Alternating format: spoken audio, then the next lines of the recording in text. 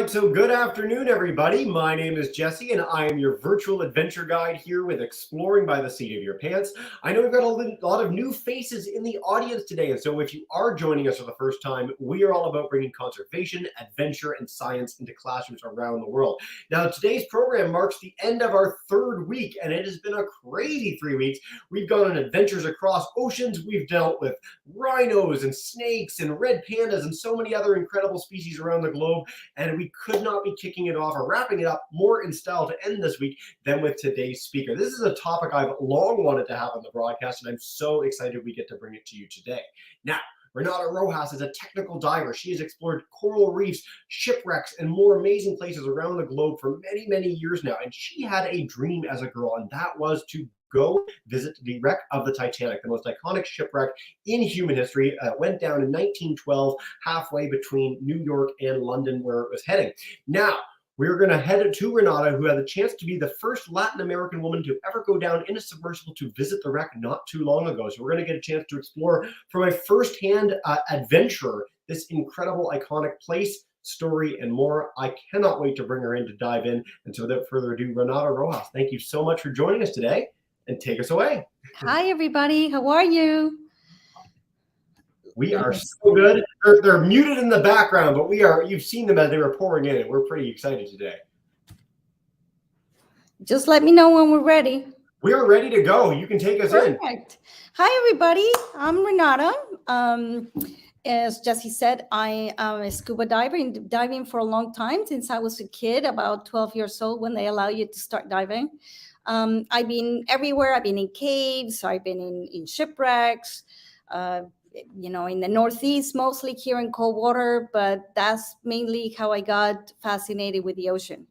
I've had a dream to try to find Titanic way before they found it, and somebody beat me to it. I was in high school. I wasn't graduated yet, and they found it right as I was graduating from high school.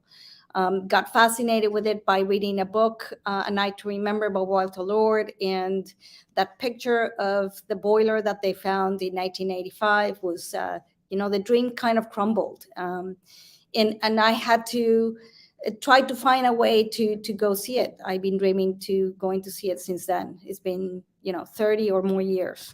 So over time, I started collecting a lot of stuff about the Titanic, books, magazines, everything that came out, I would absorb. And I was trying to find myself into an expedition to be able to go. I finally found, a couple of companies that were taking people, non-scientists, citizen scientists to Titanic. And Ocean Gate was the last one that I found in 2016. I was actually scheduled to go to Titanic before then in 2012, but those expeditions were canceled. So the dream crumbled again. And then when I found Ocean Gate, I was so happy that they were thinking of going to Titanic, but they had to build a sub. Before Titanic, they had only 2 subs. And then one of them looks like a yellow submarine, and that's Antipodes. The other one has a really large window because it doesn't go that deep, and that's Cyclops 1. And then the last one, which is the new one, is an innovative carbon fiber modern submersible with the largest window ever to go down that deep. It's called Titan. Now, Renata, sorry to interrupt really briefly. Your slides aren't switching, so I want to take us back to make sure we get a chance to see some of these things. We had it all down in practice before we got underway, but something had to go a little strange. Yeah, let's see. Perfect. So you see it now? Yes. So they were. Can we see some of those other ones in between our first one and number 6 where we got? I'd love to see some of those pictures you had set up for us. I mean, it's just smaller, but there you go. I can take the layout out, but anyway, this is Renata diving everywhere. This is the Night to Remember book, and that boiler, that picture of the boiler that they first took. As you can see, that picture is very grainy. Pictures now are much better. This is just part of the collection of Titanic memorabilia. A lot of it is behind me here. And then finally, the submersibles of Titanic, of Ocean Gate. The last one being the one that is taken to Titanic is this very last one, but right below the Titanic emblem. The first one that looks like a yellow submarine, that's Antipodes. And then these are pictures. Can you see me now? Can you see the? Yeah. We've got up your. It's still not full screen the way it was when we were practicing, but we got most of it. We've got your slide deck on the left. Oh yeah. So if you go back to where you were, and if you press play from there, it should work. You just had it a second ago. There? No, sorry. If you want to exit screen share and come back into it, there you go. Press play from there. Yep, press play. Now? Perfect. That's beautiful. Perfect. Okay, then these are pictures of what Cyclops looks like. At Titan. Cyclops is very similar, but this is made out of carbon fiber with 2 domes that are pretty big. It fits 5 people. So there's one picture here of 5 people inside the submersible. It has a lot of room. People think that it's very tight. It's not tight at all. I actually can get up almost inside the submersible myself. I'm 5'1", so the height is about 4.5 feet.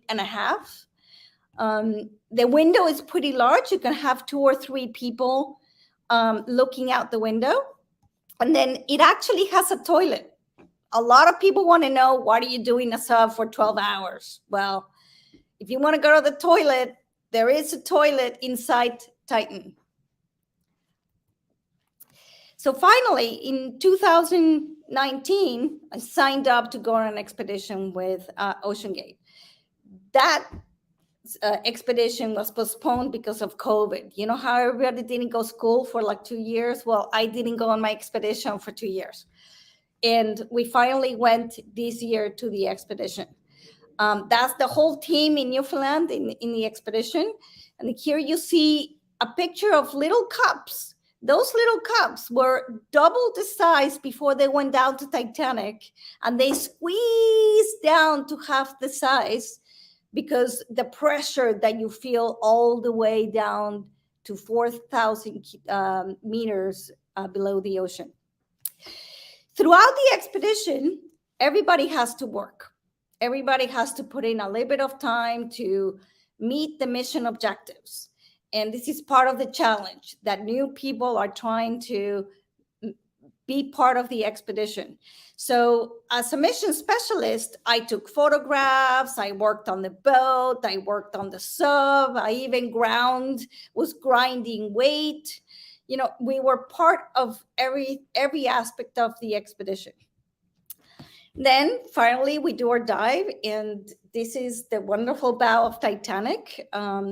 I'm sure you kids know all about Titanic, so I don't need to go into the background of it, but this is basically Titanic as it looks now in the bow, and this is the approach that you make to the wreck.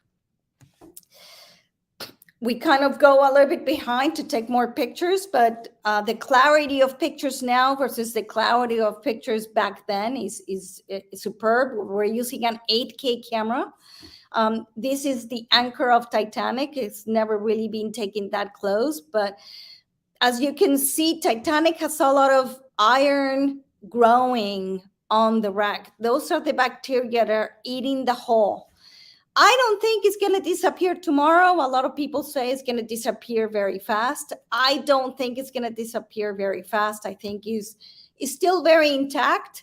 It just has a lot more stalactites, the iron growth on her. And the way I describe it is she's an old lady that is getting older and it has a lot more wrinkles. But I think she's going to be there for another 100 years. It might be a little bit more opened up. It might be a little bit more collapsed, but it will be there for a long time, in my view. We saw a lot of other parts of Titanic, the bow, the Marconi room, the deck. It's in very good shape, in my view. The most memorable is the wheel. This piece of Titanic is made out of copper and it has absolutely no growth. It's shiny, very shiny. It's almost like somebody cleaned it. And that's the part where everybody puts their plaques to in memory of those who passed away on Titanic. It was pretty amazing to see in person. So every expedition has a lot of challenges, failures, successes, resilience. It's just like going back to school for you guys after 2 years. You know, we had to test the equipment that was completely new, including the submersible, document everything on the wreck with pictures, film, make a huge map of Titanic so we can compare it to previous maps, and just collect a lot of information and specimens for science. So, and we had a lot of challenges, you know, the weather, you don't know, you cannot dive and put the submersible in the water unless the weather cooperates. There's a lot of currents. You're dropping, you know, if my head is the top of the ocean and the computer is the bottom of the ocean, when you drop in a submersible, you know, the currents can take you anywhere in that area. So you don't necessarily land near Titanic. You need to also find it in the bottom of the ocean once you land. We had a lot of new equipment, not only the submersible, which is made out of carbon fiber. It's the first time they make submersibles out of carbon fiber. Some of the cameras were new, some of the lights were new, and they would flicker with pressure. So these dives are part of a large goal of testing a lot of the equipment. We have new people also using these submersibles. So there's a lot of challenges to overcome. Things can go wrong. Like one day you don't have sonar, so you have to find a way to communicate and navigate in the bottom of the ocean. Sometimes you don't have communications. You have maybe just one system instead of all three. Some of the lights may flicker. You still see very well out the window. The battery might be low and you need to go to the surface or reduce your time in the bottom. But if you come back to the surface and you try again when you fail, you can make things happen. Just like me trying to go to Titanic. I tried and I tried again, and I was able to go to Titanic. And then you have the success. You know, we did a lot of dives that were successful. We have the highest resolution images and video that have ever been taken of Titanic. We collected specimens from the water and the sediment for scientists to use in DNA research. And they made a lot of happy people, including me, who I have my dream that has now come true. So I like to finish my presentations with a couple of things. A video, which is after this, and then this quote that really describes my own journey to Titanic. Is to embark on a journey towards your goals and dreams requires bravery. To remain on that path requires courage, and to bridge the two requires commitment. So that's about it. My presentation was very short. The video is about a few minutes long.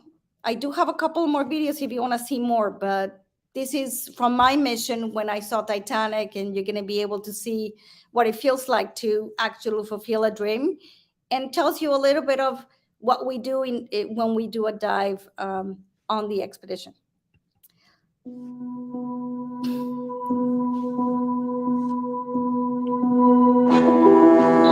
But it's still stupid or not. Today's rock and roll day. Going down to the bottom of the ocean to visit the wreck of the Titanic. Gotta dive to the Titanic. What else could anyone want? Going to Titanic.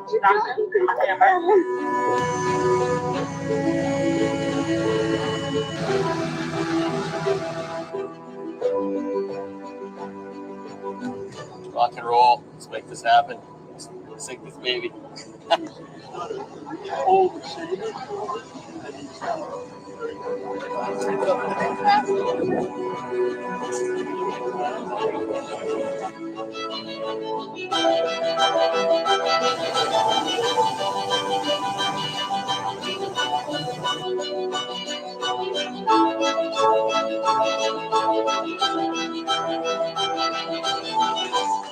Very close now.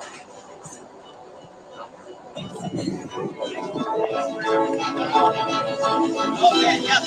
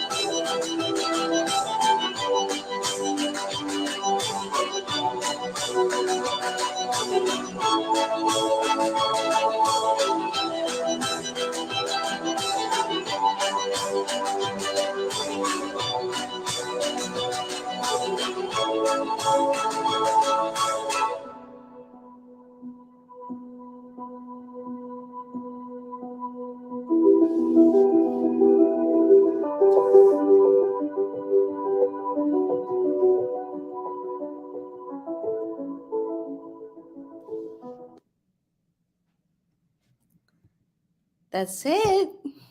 Any questions, guys? Fantastic. Renata, what a beautiful journey. What a cool thing. And what a great video to capstone it all.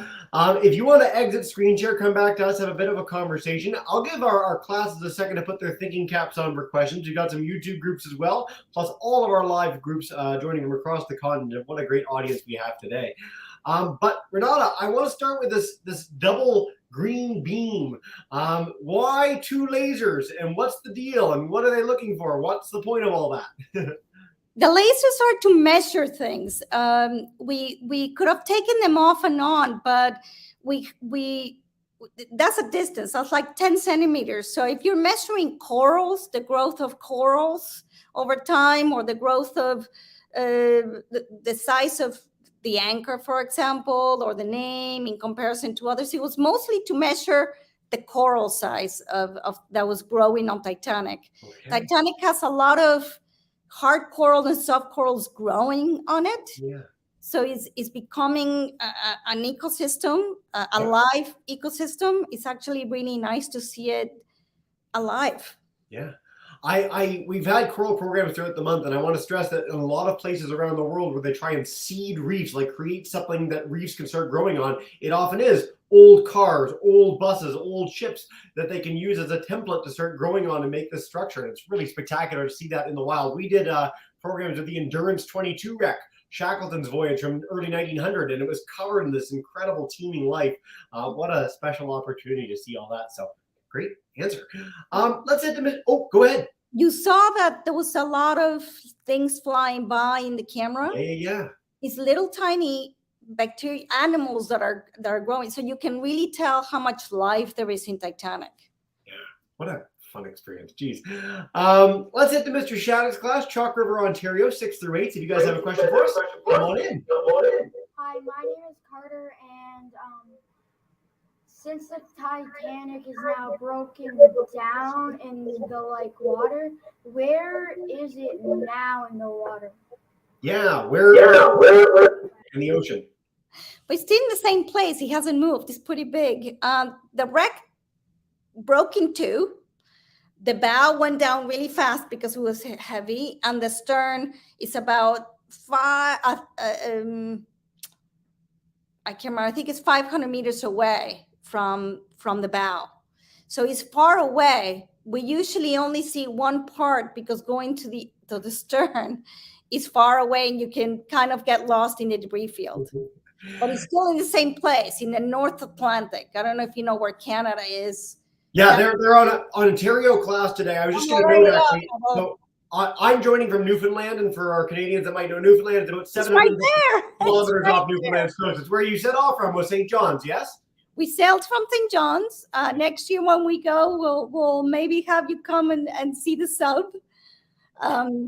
But say the word, Renata. I'll be there so fast, make your head spin. I might stow away though. No, well, you could stow away if you want, but we left from St. John's, and it's about 2 days sail from St. John's. Yeah. If you look at a map of Google Maps of the ocean, the shelf comes around up to Newfoundland, and in the little V is where Titanic is. It's actually called the Titanic Canyon. I didn't know that. How fantastic. Great question, guys. Let's head to Claypool, Indiana. If you guys have a question for us, just unmute your mic. Come on in, Ms. Marquez's class. Hey, guys. Hello. She's getting ready. Perfect. Take your time. Okay. Go ahead. My name is Ariana. Are there any other shipwrecks would you like to explore? Yeah. Yes, I go to shipwrecks every weekend. The ones here in New York, New Jersey are amazing. So I explore all of them. Other big shipwrecks like that, I would love to see the Bismarck, which is very deep as well. And the USS Indianapolis, I would love to see. Ooh. For those who don't know, the USS Indianapolis is the iconic shipwreck that's featured in the movie Jaws. Your teachers and parents will know this very well. So they talk about this iconic wreck and sort of the unsavory aftermath of that wreck in the Jaws movie. And it really is an iconic place. Where is the Indianapolis located? Somewhere in the South Pacific or? In the Pacific, in Micronesia, yeah. Okay, very I cool. only found it this year, so it's a new film as well. It's very deep. Really? Mhm. That's so exciting. I didn't know that. Very cool. Let's head to Burlington, Mr. Elsa's class. Welcome in, guys, and take us away. Hey. Hi, my name is Cameron, and how long did it take you and your team to actually go down and find the Titanic? It's a very good question. I really didn't get into it, so I could go in afterwards. The descent is 2 hours because you're going down 2.5 miles down the ocean. For those who don't measure in miles, that's 4,000 meters or 4 kilometers. 2 hours to go down, like a little tiny little dot in the ocean to get to the bottom. It also takes 2 hours to go up. Yeah. Well, by the way, I'm shocked that you've had a bathroom in that submersible. That's one of the only times I've ever heard about a submersible with a bathroom. So kudos to you to not have to hold it the entire way. Let's head to Mr. Kantz's class, Irving, Texas. If you guys have a question for us, come on in. We're going to go one by one through all our classes and take some from YouTube as well. So hold tight if you haven't been come to yet. We promise we'll get to you. Hey, guys. Hi, my name is Diana, and I want to know if you saw some skeletons. Yes. No, Titanic has no bones. The pressure is too much for any bones to really be still there. Anybody who drowned or who died pretty much was frozen from the water. The water was freezing cold back then. It was April.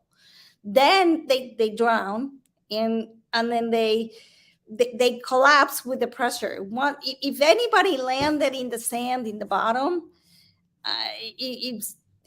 the pressure is such that it really doesn't last, and then you're at the mercy of the ocean with all these bacteria and crabs, and they tend to eat bones.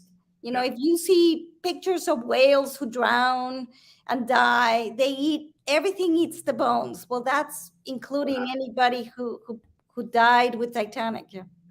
I'm really glad we got a question along this front. And this is really worth noting when it comes to shipwrecks. These aren't just historical sites. They aren't just artifacts to go explore. They're grave sites when it's something like the Titanic or the USS Indianapolis. And I think the main element that I think I want our classes to take away from this is that there's a huge amount of respect that needs to go into exploring those sites. So a lot of questions that we got when we did endurance last year is, oh, are you going to drag it up? Are you going to bring it back up to the surface? Are you going to take things from it? And the answer is no. It's really important to commemorate and recognize the historical significance, but also the human significance of these places. And so thank you for the detailed answer. I know it's a bit of a challenging one, but a good one to cover. Linwood, grade 7, Miss Blaney's class. If you guys want to unmute your mic, you are good to go. Guys. Hi, thank you. We are here. We have a few questions. Do you want to say your question first? Just yell it out. Did you find sunken pirate ships? Sunken pirate ships. No, we did not. I don't think the pirate ships were navigating around Newfoundland. Maybe they are. Maybe Vikings. We had some pirates. Sure. If we ever find a Viking ship, that would be the most amazing thing. But we've definitely had pirates. I don't know if we've ever found any pirate ships in and around that area of the world. But there are shipwreck companies and people that look for pirate wrecks more in the Caribbean than where you were. Yeah, well, we were focused on Titanic. Yes. And getting to Titanic is hard enough to be looking for other stuff. But we do one dive to a location where in the past somebody had seen a large mass. And so we took the submersible down to see what it was. And we thought it would be a new shipwreck. And it wasn't. It was a big mound of rocks, but it was full of life. And it was the first time ever somebody was down there. And it was like fumes and animals, and it was amazing.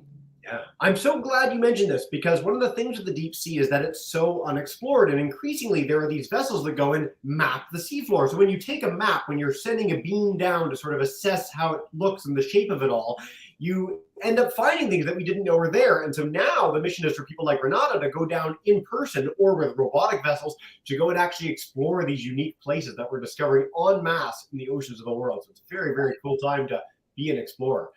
Let's head to Eden Prairie, Minnesota. I'm going to head to you guys next, and then Mr. Shattuck, because I know you guys have to go in a minute. We'll take some YouTube questions after that and go back for a second round.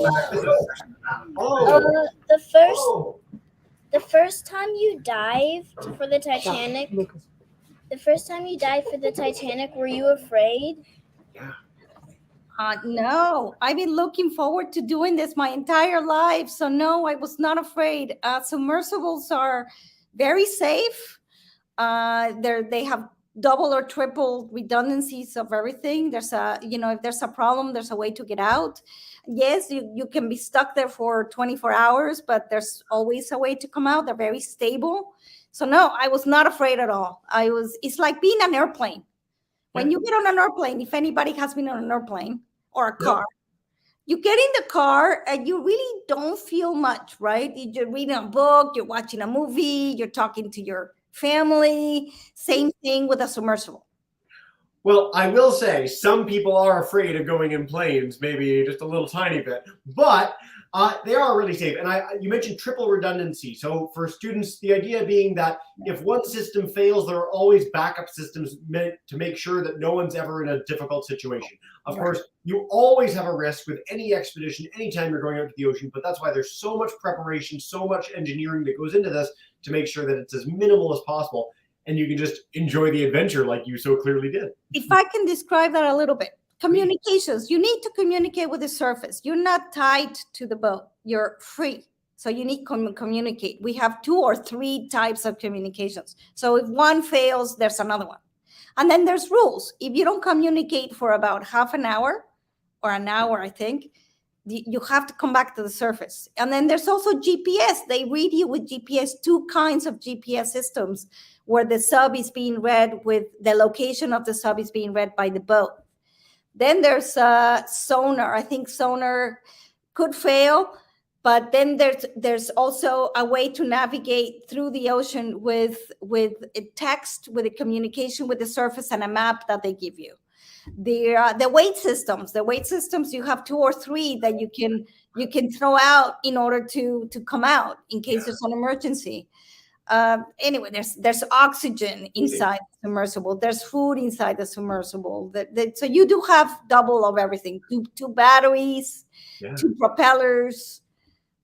Geez, you could just take a submersible through the whole ocean at that rate, and you can go anywhere you want. Dives do get called.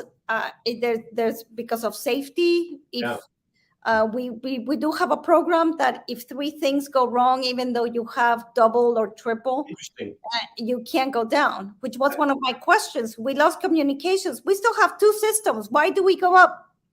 Well, no, they're going to want to go up because they want to have that one available. Very cool question, guys. I love the detailed answer, too. That was spectacular.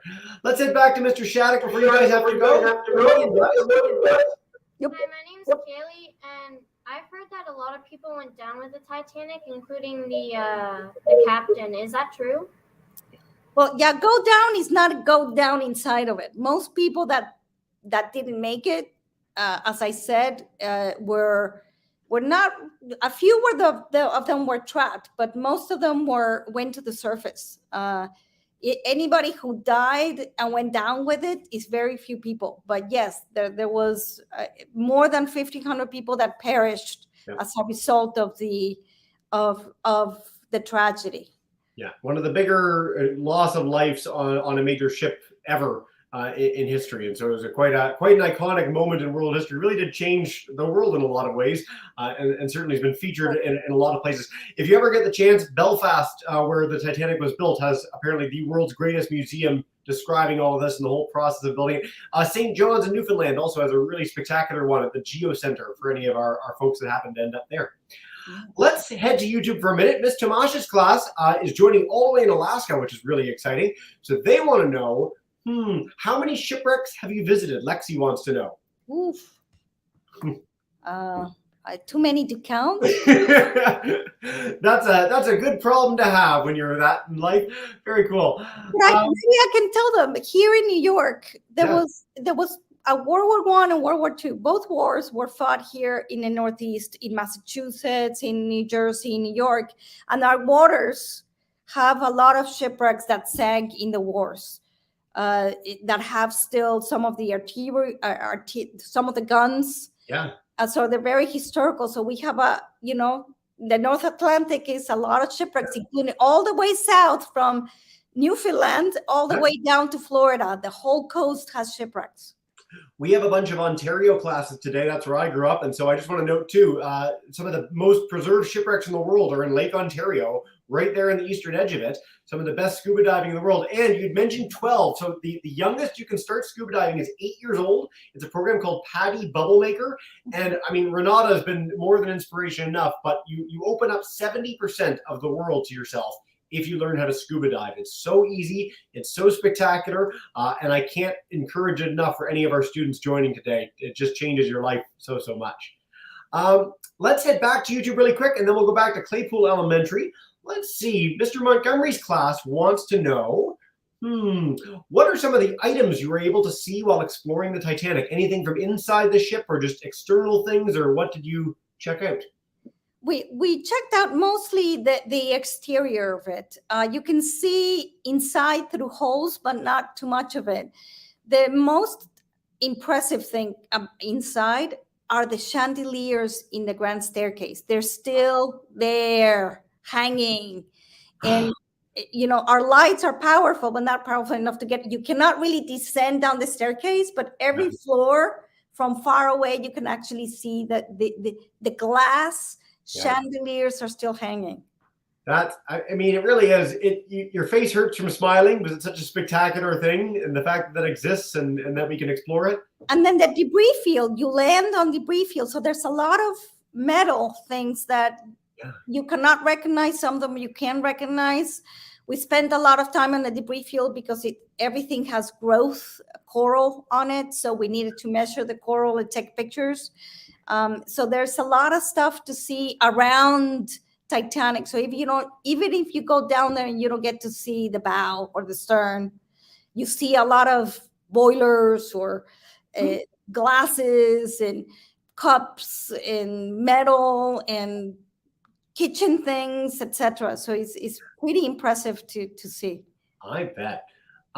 Let's head back to Claypool Elementary. If you guys have another one for us, come on in and unmute your mic. Hey. What did you learn from the experience to the Titanic? There's a lot of things to learn. For me, mostly is that dreams to come true. That if you want to do something in life, if you really stick to it and you persevere, you can make it happen. It's also a very emotional moment when you actually get to see this amazing thing that you dreamt of your entire life. It's just life-changing. For me, I thought I was missing something in my life before I went. I would see Titanic and cry. I felt like something was missing. And now I feel like nothing is missing. I'm complete. That's I've hosted 1,200 broadcasts. We get this question a lot, and no one's ever answered a question quite that way. So thank you for that. That's a really beautiful thing. I hope you get the chance to continue on with the same level of adventure and things like the USS Indianapolis and explore, but to feel so profoundly that one experience was something that you've been just waiting for, and that you've had the chance to do it is so special, and I'm so thankful that you're sharing it with us today. Very cool. Let's head to Mr. Elsa's class. Come on back in, guys, and go for it. Hi, my name is Noel, and what's one of the valuable things you found in the Titanic besides the chandelier? Yeah. Valuable. I mean, everybody thinks that you're going to find gold and jewelry, and I didn't see any of that. We really didn't go down to really look for treasure. We went to document the shipwreck and to map the whole area, and it was more of a scientific type of expedition. Things of value is everything tiny in Titanic. The that copper thing that it was the wheel was standing is very historic. The chandeliers were historic. The dishes were historic. They're all valuable.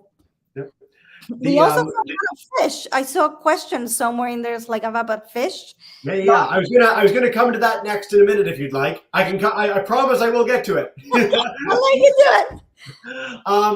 Kate Winslet's Blue Diamond on the seafloor? No, No, that I have to say, I'm sorry for everybody who thinks it exists. It doesn't exist. They used it for the movie.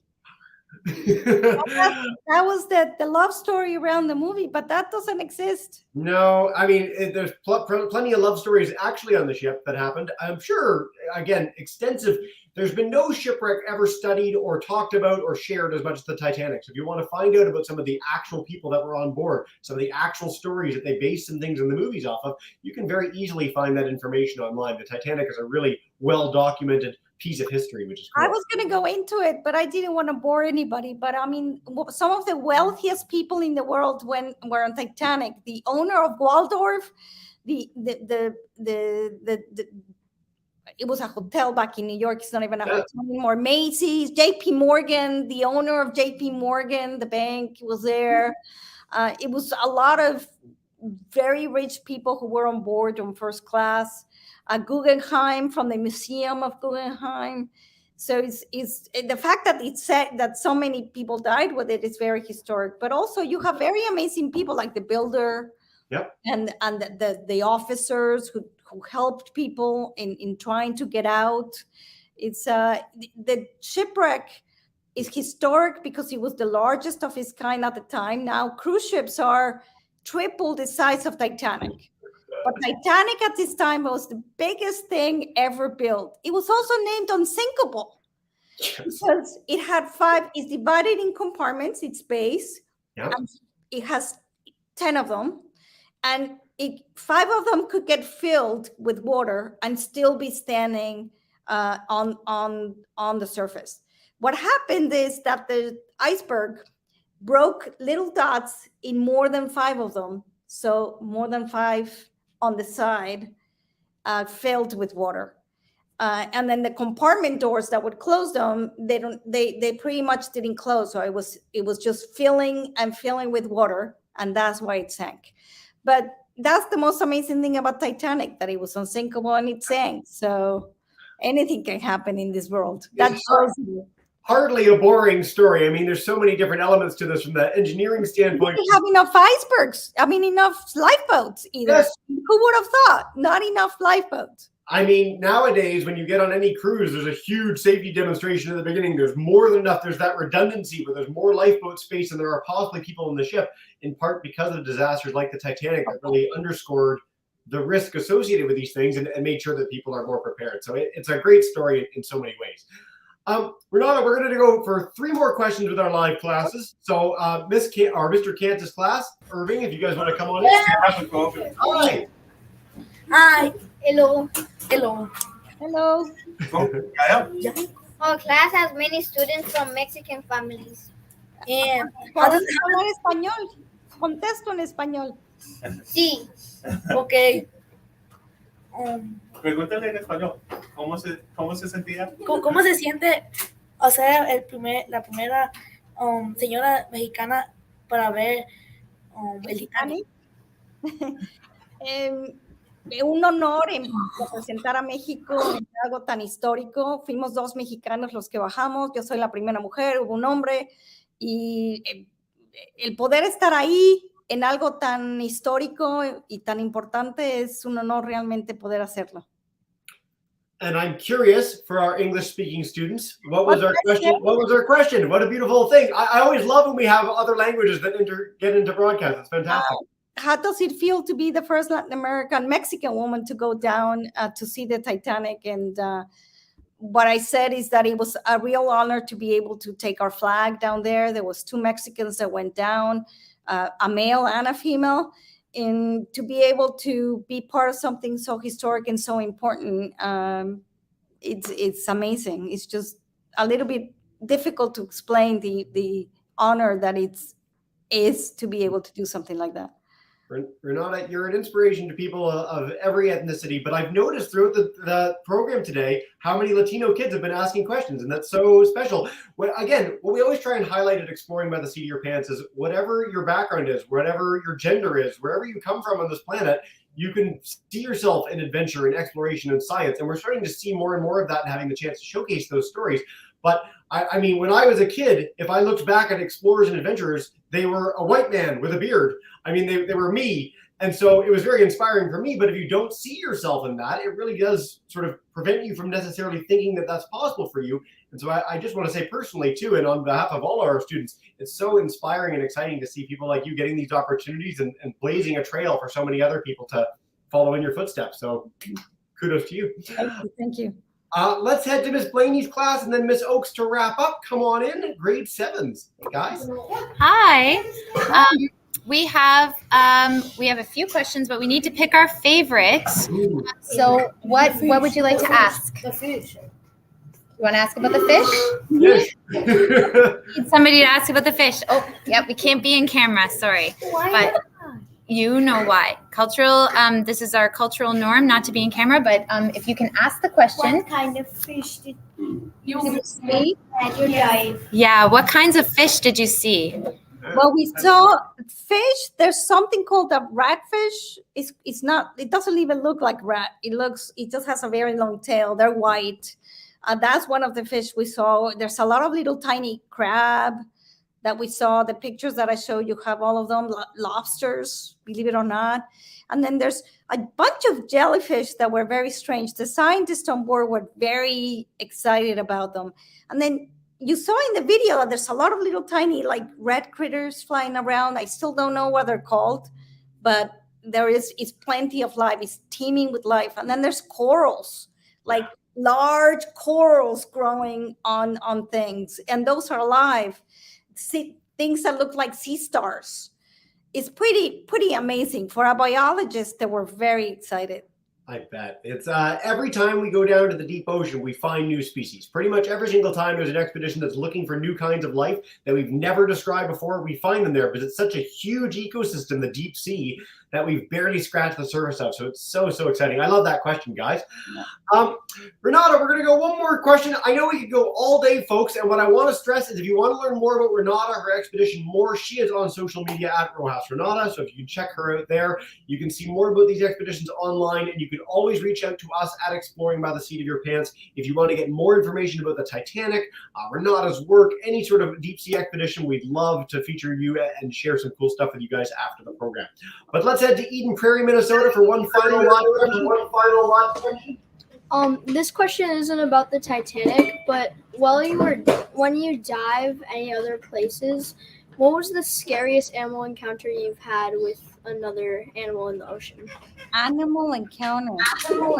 None of my animal encounters have been scary. All of them have been amazing, even with sharks, with great whites. I mean, their animals are amazing. The best one that I've had, and it was not scary at all, was an actual whale here in New York, of all places in the world. It was a baby humpback, and it was just very calmly coming up and it was like eye-to-eye encounter. It was like 5 feet away from me. I was doing my safety stop in a line, and it just hung around, and then he left. But it was like a whole 5 minutes that it's been truly amazing to actually see a huge whale right in front of your eyes right there. I really hope all our students in your lives, maybe you haven't had the chance yet, maybe you don't live on a coast. If you get the chance to go whale watching, it's one of the most profound and moving experiences you can have in the world. These are the biggest animals ever to exist. They're bigger than any dinosaur that ever walked the earth are the great whales. And as Renata mentioned, they're just they're intelligent, they're thoughtful, they're beautiful, they hang out near you, and they're so curious as well. What a special... And you don't have to dive. You can actually snorkel. Newfoundland has it takes you out on a boat, and you can actually just jump in the water next to a whale and see the sheer size of them. So yeah, if you snorkel, you can go visit Jesse here in Newfoundland in St. John's. Come on. Ocean Quest Adventures will take you on an adventure of a lifetime. I was going to ask if it was them. Of course it's them. That's so funny. Renata, this has been such a spectacular program. Thank you so much for sharing your excitement, your passion, this incredible, fulfilling journey that you had the chance to go on. And what we do to end every broadcast, I'm going to bring in all our teachers to say a big thank you and farewell. It's been really a moving program for me personally as well. So without further ado, Claypool Elementary, Mr. Ellis's class, Mr. Kant's, Miss Blaney's class, Miss Oak's class. Thank you so much, everybody.